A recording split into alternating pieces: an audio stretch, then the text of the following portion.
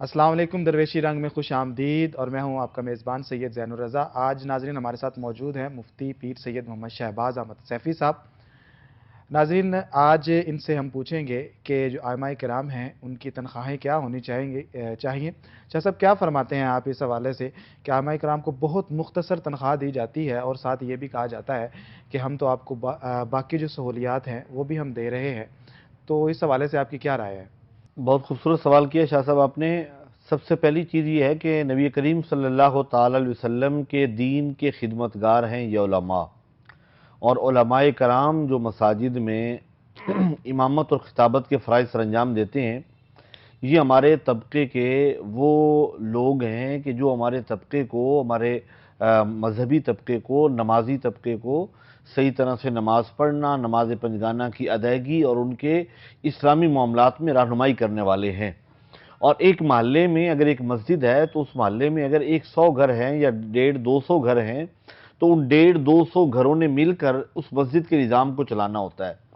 तो वो उन लोगों का हक बनता है कि कम से कम उस मस्जिद के मामलात में इस अंदाज में कंट्रीब्यूशन करें कि मस्जिद के जितने भी मामलात हैं, बिजली के बिल हैं, मस्जिद के अखराजात हैं और आइम्मा और खादिमीन और उनकी तनख्वाहें हैं, वो बेहतर अंदाज में हो सकें, वरना अल्लाह की बारगाह में जवाबदेह हैं। बाकी अगर हमारे सैकड़ों अखराजात हैं, उन्हें हम अच्छे अंदाज में कर रहे हैं, तो आइम्मा मसाजिद और खुतबा हज़रात और खादिमीन मस्जिद, उनकी खिदमत करते हुए हम क्यों ये भूल जाते हैं कि हम उनकी जो सैलरी है या उनकी जो तनख्वाह है या मुशाहरा है या वजीफ़ा है, वो हम इतनी कम रख रहे हैं और इतनी कम खिदमत उनकी कर रहे हैं कि जिस तनख्वाह पर एक सिक्योरिटी गार्ड भी नहीं मिलता, और ये 24 आवर वहाँ मस्जिद में हैं, नमाजें भी पढ़ा रहे हैं, बच्चों को जो है ना कुरान पाक की तालीम भी दे रहे हैं। अगर उस मोहल्ले में खुदा न खास्ता कोई दुनिया से चला जाता है तो उसका जनाजा पढ़ना, जनाजा पढ़ाना और फिर तदफीन में उनकी रहनुमाई करना, ये सारी जिम्मेदारियां निभाने वाले शख्स की आप कितने चंद हज़ार रुपये खिदमत करते हैं, और फिर रवैये लोगों के उससे भी ज़्यादा जो है ना वो हद तक आमेज और बेअदबी वाले होते हैं। यकीन माने ख़ानदानी शख्स और अच्छे लोग कभी भी ऐसा नहीं करेंगे कि अपने उलमा की अच्छी खिदमत न करें या उनका मुशाहरा अच्छा न रखें। अगर किसी मस्जिद में इमाम का जो वजीफ़ा है, जो मुशाहरा है, जो तनख्वाह है, वो नामाकूल है और कम है, अल्लाह की बारगाह में जवाबदेह हैं और तमाम लोग पकड़े जाएंगे। मस्जिद की इंतज़ामिया भी जवाबदेह अल्लाह की बारगाह में, और वो तमाम मोहल्लेदार भी इस बात की जवाबदेह अल्लाह की बारगाह में कि इस कमर तोड़ महंगाई में वो उलमा के साथ जो है ना वो क्या रवैया रखे हुए हैं। इस पर वो जवाबदेह होंगे अल्लाह की बारगाह में। इस पर तवज्जो दी जाए और गौर करें, कहीं ये ना हो कि हम नमाजें तो पढ़ रहे हैं लेकिन अल्लाह की बारगाह में हम जो है ना वो इस हवाले से पकड़ में आ जाएं कि हमने अपने इमाम मस्जिद, अपने खतीब या अपने जो मस्जिद के खादिमीन हैं या मुअज्जिन हैं, हम उनकी जो है ना वो ज़रूरियात ही पूरी नहीं हो रही और हम इतनी कम उनको मुशाहरा, इतना कम मुशाहरा और इतनी कम जो है ना तनख्वाह या वजीफ़ा उन्हें दे रहे हैं। इस पर पकड़ होगी और यकीनन पूछा जाएगा इस बारे में। जी शाह साहब, आपने बजा फरमाया और आप ठीक रहनुमाई फरमा रहे हैं। इसके साथ साथ ये भी बता दीजिएगा कि हम शादियों पर देखते हैं तो लाखों और करोड़ों के अंदर खर्चा होता है, लेकिन जब हम आइमाए किराम की तरफ देखते हैं और वो लोग जो निकाह पढ़ाने वाले होते हैं, जब उनकी फ़ीस की बात आती है तो वो बड़ी मुख्तसर होती है और बड़ी रो रो कर दी जाती है। तो शरीयत के अंदर ये जो फ़ीस है ये क्या मुकर्रर की गई है, या आप क्या समझते हैं कि जहाँ लाखों करोड़ों खर्चे हो चुके हैं वहाँ जो आइमाए किराम हैं, जो निकाह खां हजरात होते हैं या काजी साहिबान होते हैं, उनकी तनख्वाह के अंदर इस कदर कमी क्यों करते हैं और देते हुए दिल को तकलीफ क्यों होती है? शाह साहब, बहुत खूबसूरत सवाल किया। वक्त की ज़रूरत है। हज़ारों रुपए बाहर खड़े होकर बल्कि लाखों रुपए लुटाने वाले, और हमने ये देखा कि लोग शादी हाल में पहुंचने से कबल मोबाइल्स जो है ना वो उड़ा रहे होते हैं, डब्बा पैक मोबाइल फेंक रहे होते हैं, मुख्तलिफ चीज़ें उड़ा रहे होते हैं, पैसे उड़ाए जा रहे होते हैं। ये फजूल खर्ची है, इसराफ है। और कुरान पाक में अल्लाह ताला फरमाया इन्नल मुबज़्ज़िरीन कानू इख्वान शयातीन, बेशक जो लोग फजूल खर्ची करने वाले वो शैतान के भाई हैं। यानी वहाँ फजूल खर्चियाँ हम जब करते हैं तो लाखों रुपए, तेल मेहंदी पे लाखों रुपए लगा देते हैं, खाने पर लाखों लगा देते हैं, शादी हाल पे खर्च कर देते हैं, ड्रेसेस महंगे महंगे बना लेते हैं, और ढोल बाजे पर जो कि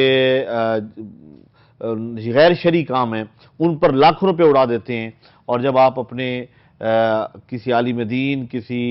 امام مسجد کو اور خطیب صاحب کو یا قاضی صاحب کو یا مفتی صاحب کو جو نکاح پڑھانے کے لیے تشریف لائے ہوئے ہیں انہیں آپ دیتے ہوئے سوچتے ہیں جی کتنی فیس ہوگی، کتنی دینی ہے، وہاں آپ فضول میں اڑا رہے ہیں، اور یہاں آپ ایک دیندار کی خدمت کر رہے ہیں اور ایسے کام پر خدمت کر رہے ہیں کہ جس کے بغیر آپ کے وہ سارے اخراجات کسی کام کے نہیں ہیں۔ اگر نکاح نہ کیا جائے اور نکاح نہ ہو تو وہ سارے انتظامات کس کھاتے میں ہیں؟ تو جس کی وجہ سے وہ دو خاندان ایک ہو رہے ہیں، جس کی وجہ سے زوجین ایک رشتے میں بندھ رہے ہیں، جو اتنا اہم فریضہ سر انجام دے رہا ہے، جو اتنا خوبصورت کام کر رہا ہے، جو نکاح پڑھا رہا ہے، اسے فیس دینے کی باری آتی ہے تو حساب لگا رہے ہوتے ہیں جی اتنا دے دیں اتنا دے دیں۔ اس کمر توڑ مہنگائی میں 15-20 ہزار روپے میرے خیال میں دینا کوئی بہت بڑی بات نہیں ہے۔ آپ تو حق بنتا ہے کہ آپ خوشی سے، اپنی خوشی سے اس انداز میں خدمت کریں کہ جو ہے نا وہ آپ کی جو ہے نا وہ لگے کہ آپ اپنے بیٹے کی خوشی پر اپنے جو ہے نا وہ خوشی کا اظہار کر رہے ہیں۔ تو وہاں پہ یہ پوچھنا اور اس چکر میں پڑھنا کتنا ہو، اور پھر یہ کہنا نہیں 5 لے لیں، 7 لے لیں، 10 لے لیں، 8 لے لیں، بارگیننگ کر رہے ہوتے ہیں خوشی کے موقع پر بھی۔ جب یہ کیفیت دیکھی جاتی ہے تو میں تو واقعی اس حوالے سے کافی ڈسٹرب ہوتا ہوں جب ایسے مناظر دیکھتا ہوں۔ تو میں اپنے درویشی رنگ کے ناظرین کو اور سوشل میڈیا کی وساطت سے کہوں گا، اگر آپ خاندانی ہیں اور اچھے خاندان سے آپ کا تعلق ہے تو آپ اپنے خطیب صاحب کے لیے، امام صاحب کے لیے، قاضی صاحب، مفتی صاحب جنہوں نے نکاح پڑھانا ہے، انویلپ میں آپ اچھی ہینڈسم اماؤنٹ جتنے اللہ نے آپ کو توفیق دی ہے، جیسے باقی اخراجات آپ نے اچھے کیے ہیں، اسے انویلپ میں ڈال کے اور عزت کے ساتھ انہیں پیش کریں، نہ کہ آپ بارگیننگ کر رہے ہیں اور پوچھ رہے ہوں۔ 20-25 ہزار روپے اگر آپ خدمت کر دیں گے، کون سی قیامت آ جائے گی جہاں لاکھ روپے آپ نے باقی خرچ کر دیے ہیں، اور یہاں پہ اگر آپ خدمت کریں گے تو اللہ بھی راضی ہوگا، اللہ کے رسول بھی راضی ہوگا، اور وہ عالم دین جس کے اخراجات ظاہر ہے وہ دین کی خدمت کر رہا ہے، وہ کوئی دینی کتاب لے لے گا، وہ کوئی حدیث کی کتاب لے گا تو اس سے بھی لوگوں تک دین ہی پہنچے گا۔ تو اس جگہ پہ خرچ کریں جہاں خرچ کرنا چاہیے۔ ترجیحات ہماری بدلی ہوئی ہیں، جہاں خرچ کرنا چاہیے وہاں کرتے نہیں ہیں، اور جہاں نہیں کرنا چاہیے فضول خرچی کر رہے ہوتے ہیں، اڑا رہے ہوتے ہیں۔ کچھ خوف خدا کریں اور اپنے معاملات پہ غور کریں، کہیں اللہ کی بارگاہ میں ہم شرمندہ نہ ہوں۔ بالکل شاہ صاحب، اس کے ساتھ ایک اور رہنمائی بھی فرما دیجئے کہ ہم دیکھتے ہیں کہ گلی محلوں کے اندر اور ہمارے معاشرے کے اندر ایک طریقہ رائج ہے کہ جو قاری صاحبان ہوتے ہیں وہ گھروں میں جا جا کر قرآن کی تعلیم دیتے ہیں اور لوگوں کو جو ہے وہ قرآن سکھاتے ہیں، قرآن پڑھنا سکھاتے ہیں۔ تو ہم جب ان کی تنخواہوں کو دیکھتے ہیں یا ان کی فیسوں کو دیکھتے ہیں تو وہ بالکل مختصر ہوتی ہے، کسی کی 1000 ہے، کسی کی 2000 ہے، کسی کے 1500، کوئی بہت اچھی دیتا ہوگا تو وہ 5000 دیتا ہوگا۔ تو سکولوں کو ہم دیکھیں تو وہاں پر ہم کھلے دل سے فیس پر خرچہ کرتے ہیں اور ایک باقاعدہ جو ان کی ڈیمانڈز ہوتی ہیں ان کے مطابق چلتے ہیں، لیکن یہ جو قاری صاحبان ہیں، یہ جو دین سکھانے والے لوگ ہیں، ان کو اتنی کم تنخواہیں کیوں دیتے ہیں؟ اور ساتھ یہ بھی بتائیے گا کہ اس کم تنخواہ کے اندر جو ائمہ کرام لے رہے ہیں، کیا ان کا بھی کوئی کردار ہے، کیا ان کا بھی کوئی قصور ہے جو اس قدر لوگ ان کو کم تنخواہ دیتے ہیں اور پھر ساتھ یہ راضی بھی ہو جاتے ہیں؟ کیا رائے ہے آپ کی؟ جو آپ نے جس پہلو کی طرف اشارہ کیا ہے، قرون اولیٰ میں تو اس کی اس انداز میں ہمیں مثال نہیں ملتی کہ خود جا کے قرآن پاک گھروں میں جا کے پڑھایا جائے۔ طلب ہی اتنی ہوتی تھی، قرآن سیکھنے کے لیے لوگ اپنے بچوں کو لے کے جاتے تھے، بلکہ بادشاہ وقت کے بچے بھی خود ہی پڑھنے کے لیے آیا کرتے تھے۔ لیکن چونکہ حالات بدل گئے، تقاضے بدل گئے، لیکن اس گئے گزرے دور میں بھی مساجد میں اور مدارس میں علماء کرام، حفاظ کرام، قراء حضرات فی سبیل اللہ قرآن پاک پڑھا رہے ہیں۔ لیکن لمحہ فکریہ یہ ہے کہ آپ کا وہ بچہ جو قرآن پاک پڑھ رہا ہے مسجد میں جا کر، کیا آپ اس مسجد کی خدمت کرتے ہیں؟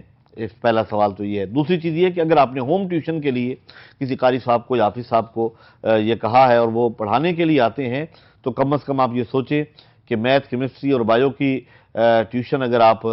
20-25 ہزار دیتے ہیں اور قرآن پاک کی ٹیوشن پڑھانے والے کو آپ 3 سے 4 ہزار روپے دیتے ہیں، اس کا مطلب یہ ہے کہ آپ کی نظر میں دنیا کی اہمیت ہے، دین کی اہمیت نہیں ہے۔ قرآن کو آپ کس لیول پہ رکھ رہے ہیں؟ میتھ، کیمسٹری اور بایو سے بھی کم سمجھ رہے ہیں آپ؟ اس کی ویلیو کم سمجھتے ہیں، یا اس کی ویلیو کم ہے جو دنیا میں بھی کام آئے گا اور آخرت میں بھی کام آئے گا؟ قرآن قبر میں بھی کام آئے گا، حشر کے میدان میں بھی کام آئے گا، اور جنت میں جب جنتی جائیں گے، حدیث پاک میں آتا ہے کہ وہ حکم ہوگا قرآن کی تلاوت کرتے جاؤ اور جنت کی منازل چڑھتے جاؤ اور درجے بلند ہوتے جاؤ۔ اس قرآن کو ہم نے اتنا سستا سمجھ لیا ہے